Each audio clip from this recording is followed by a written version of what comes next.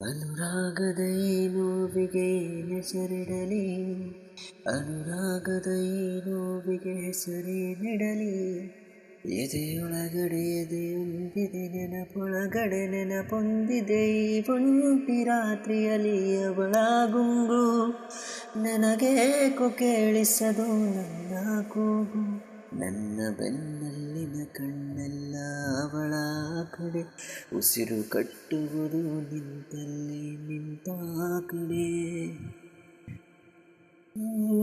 ಒಲವೆಂಬುದು ಮಳೆಗಾಲಿನ ಬಾಯಾರಿದಂತೆ, ಕಡು ಎಚ್ಚರದಲ್ಲಿರುವೆ ಕಾಲ್ಜಾರಿದಂತೆ.